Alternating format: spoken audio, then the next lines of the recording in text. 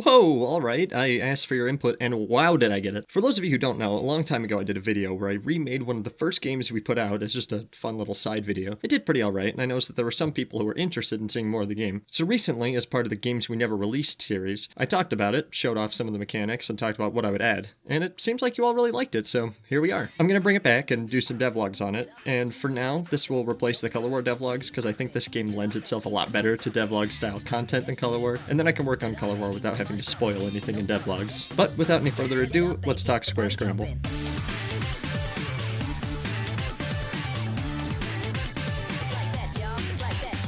For those of you who are unaware, Square Scramble is a multiplayer fighting game where you can't stop jumping. Your goal is to knock your opponents off the map from the side to the bottom of the screen while not getting knocked off yourself. This version is actually based on one from a long time ago that you can play on Game Jolt right now, link in the description. I really like this old version, but the movement in it doesn't lend very well to the style of game it is. It doesn't feel like there's really any skill involved because the only way you can interact with the opponent is by having them bounce off of you, leading to it feeling like the only way to win is for the opponent to mess up. One thing I do really like about this version is the maps though. There's a lot of personality in them and all the maps are super unique. There's a single player mode as well as a multiplayer. In single player you can fight against a CPU and in multiplayer you can fight against another person. Along with that, there's a bunch of skins you can choose from. Most of them are made by me, but I did actually have a way for players to submit skins that I would then put into the game. Along with that, there's a couple of extra modes besides the main battle one. The first one is a mode called Platform Panic, which has you infinitely jump and try to keep up with the platforms as they come. You can play alone and try to beat your time, or play with a friend and try to outlast them. As it goes on, the platforms speed up and it gets pretty challenging. The other mode is the boss battle mode. Making this mode is actually what inspired the original version of Color War. You play alone or co-op with a friend and try to last as long as you can against progressively more difficult attacks. There's a bunch of different ones and you have like 3 health, but it doesn't really fit the game too well in my opinion. So let's talk about what I'll take from this and what I'll change.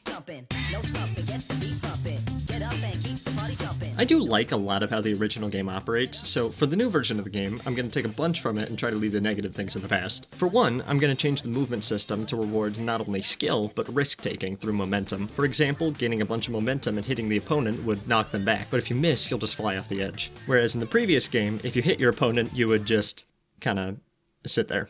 I would definitely take at least inspiration from some of these old maps because they're all really fun and I like them a lot. However, some of them are weirdly luck-based, so I'd try to rein that in and make it feel less like you have to be lucky to win. I'm obviously bringing back the multiplayer and single-player mode, however, I'm probably going to try to make the CPU work a little better. In this version, it literally just has code that says, if player is left, go left. If player is right, go right. As far as the skins go, I'd like to bring back as many of the community-made ones as I can, and while I don't think they'll work super well in the new art style, I think I might have an idea on how to implement them that I'll talk about later. And finally, the extra modes. Now, I'm not super sure if these are something I want to bring back. I'm thinking the platforming one could be interesting, but I don't think I'm going to bring the boss battle one back. It was more of a proof of concept than anything else, but let me know how you feel about the special modes in the comments because I'm interested in your input. With all that being said, let's talk about the new version of the game.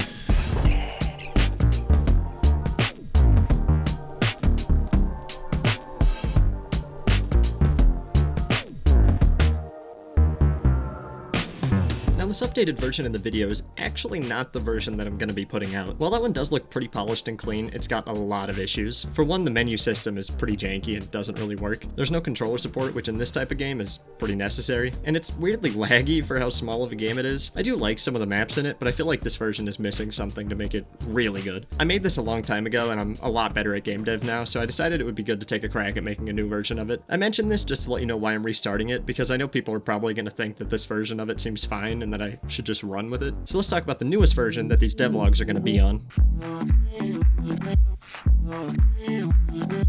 So the first thing I did was turn down the bloom because holy cow, there is no need to play as the sun. I worked on the players and made the game a lot more scalable and very controller friendly, whereas before you could only have second player use controller. Now you can have both players use controller, or player 1 use controller and player 2 use the keyboard. Basically any controller combination you want, like, you know, a real game. The next thing is something that I wanted in the original but didn't know how to implement, but now you have the option to have up to 4 players. Now, to be fair, I did make it so you could have as many players as you have controllers, and I was originally planning on capping it at 8, but testing told me that was a little bit too much. I went on to add the player movement and tried to make it feel a bit better than it did before. Now it feels more like you actually have impact on the other player. You can bounce into them or knock them off screen or hold them at gunpoint and tell them to do your science homework or their family's gonna have to start locking their doors.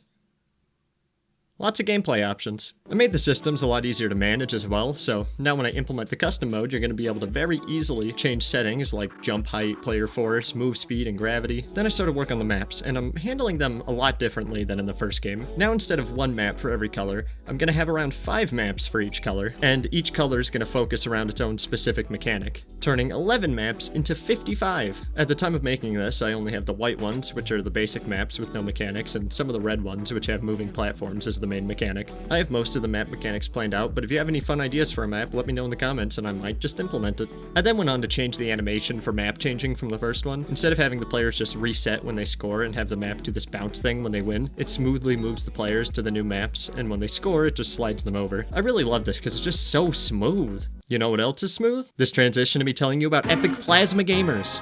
Wait, you don't know what a plasma gamer is? Oh, well, it's only the coolest game dev community out there. There's nearly 500 epic plasma gamers right here, and we have a special video planned if we make it there. All you gotta do is subscribe and hit that little ringy boy, and you too can become an epic plasma gamer. And if you ever wondered if life gets better, it doesn't. But here at Plasma Studios, we don't pretend. I also changed the text that shows up. Originally, I had this countdown at the start of each battle that I feel slowed down the gameplay quite a lot, so I opted to get rid of it and just have the text saying who scored or won. And kind of a funny side thing, but I did add functionality if the players had a draw, but I have no idea if it's actually possible. To get it, you'd have to have both players die on the exact same frame, so whenever the game comes out, if you get that, please let me know, because I tried for a while and I cannot time it right.